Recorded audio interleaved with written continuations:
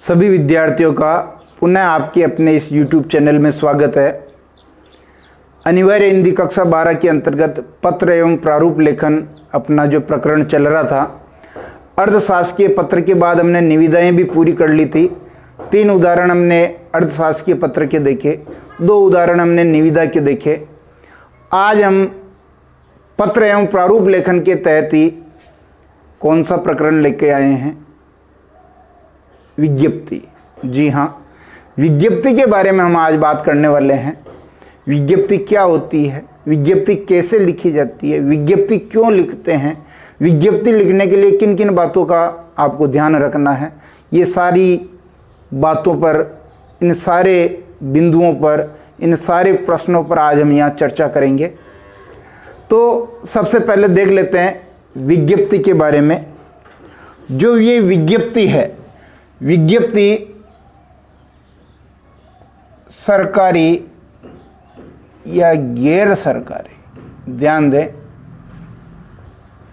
विज्ञप्ति जो जारी करता है वो आपका सरकारी कार्यालय हो सकता है, वो आपका गैर सरकारी कार्यालय हो सकता है। दोनों में से कोई भी कार्यालय विज्ञप्ति जारी कर सकता है। क्यों करता है? इस क्यों का प्रश्न है कि सरकारी या गैर सरकारी कार्यालय कोई विज्ञप्ति क्यों जारी करता है, तो उसका पहला कारण आपका होना चाहिए निर्णय, दूसरा घोषणा, तीसरा निर्देश और चौथा योजना।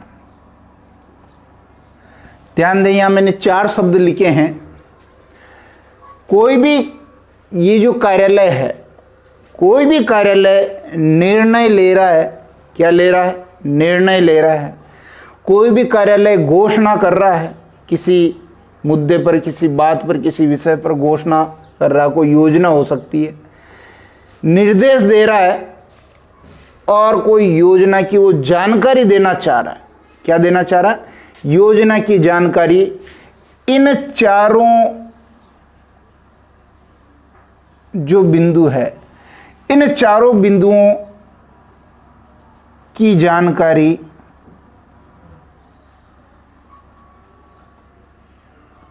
आम जनता तक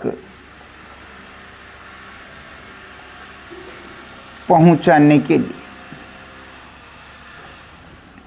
ध्यान दें, कोई भी कार्यालय है, चाहे वो सरकारी है चाहे गैर सरकारी है, कोई विज्ञप्ति क्यों लिखता है?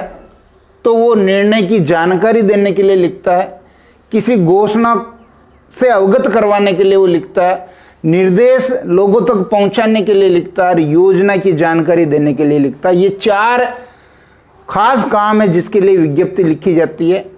और विज्ञप्ति का उद्देश्य होता है कि इनकी जानकारी, जैसे निर्णय लेना, घोषणा करना, निर्देश देना और योजना की जानकारी, ये जो चारों जो बिंदु है, इनकी जानकारी आम जनता तक, इसको आप अंडरलाइन कर लें, इसको अच्छी तरह से समझ लें कि आम जनता, कॉमन मैन जो है, आम जनता तक ये पहुंचाई जाती है।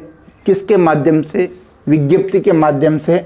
और किसमें प्रकाशित होती है? ये प्रकाशित होती है समाचार पत्र में।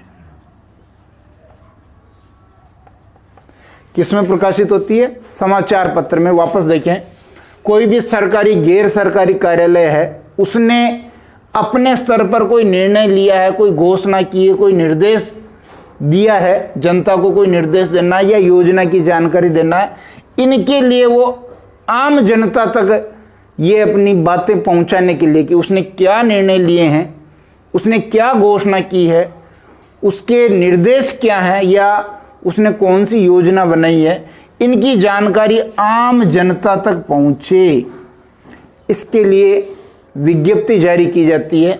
और ये विज्ञप्ति जारी होती है समाचार पत्र में। किसमें जारी होती है? समाचार पत्र में। अब हम देख लेते हैं विज्ञप्ति लिखने के लिए किन किन बातों का या किन किन बिंदुओं का ध्यान रखना है। विज्ञप्ति लिखने के लिए अपने को 5-6 बिंदुओं का ध्यान रखना है तो हमारी विज्ञप्ति बिल्कुल सही लिखी जाएगी। सबसे पहले देखिए, आप पहला जो बिंदु लिखे हैं वो कार्यालय का नाम व पता। पहला बिंदु क्या ध्यान रखें, कार्यालय का नाम व पता बिल्कुल ये ठीक बीच में आएगा। जैसे हमने जो निविदा लिखी थी, जो टेंडर लिखा था, टेंडर लिखना हमने जब सीखा था, जहां कार्यालय का नाम आया है ठीक वैसे ही विज्ञप्ति में भी कार्यालय का नाम बीचों बीच आएगा। फिर देखिए दूसरा बिंदु आपको ध्यान रखना है, पत्र क्रमांक व दिनांक। पत्र क्रमांक व दिनांक, तो जो आप निविदा लिखना सीख चुके हैं, हमने लेफ्ट हैंड साइड में पत्र क्रमांक लिखा था, राइट हैंड साइड में जो है दिनांक लिखी थी, है ना। ये आपका लेफ्ट हैंड साइड है, ये आपका राइट हैंड साइड है। इधर हमने दिनांक लिखी थी, इधर पत्र क्रमांक लिखा था। तो दूसरी जो महत्वपूर्ण बात आपको ध्यान रखनी है, पत्र क्रमांक व दिनांक। तीसरी देखिए, तीसरी जो महत्वपूर्ण बात है वो सेम वैसे ही है जैसे निविदा संख्या होती थी, ऐसे ही यहां है विज्ञप्ति संख्या।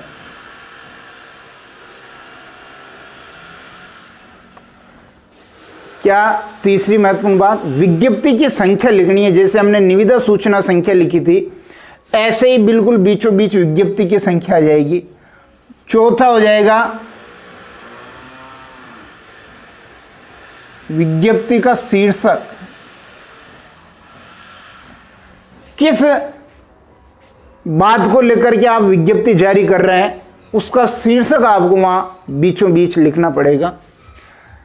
और पांचवा देखिए, ये बिल्कुल मध्य भाग है जिसमें विज्ञप्ति का विवरण लिखना है।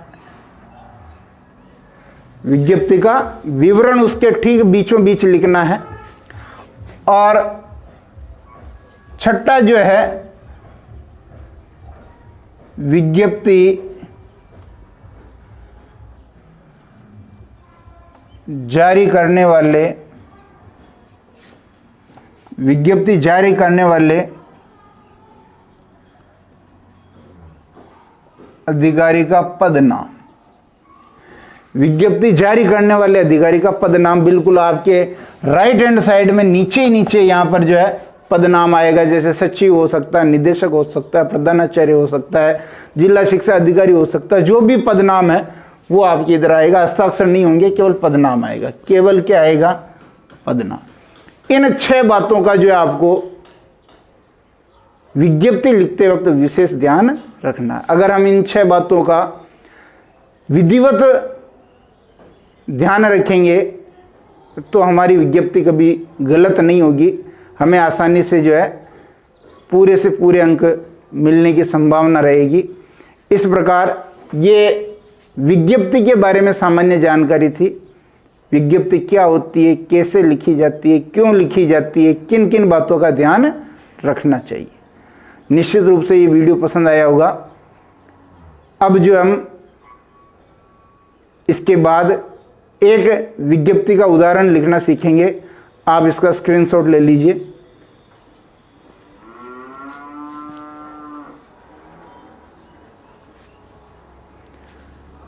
ठीक है, स्क्रीनशॉट ले लिया है। इस वीडियो में यहीं तक। अगले वीडियो में हम इसका जो है उदाहरण लेकर के आएंगे। धन्यवाद।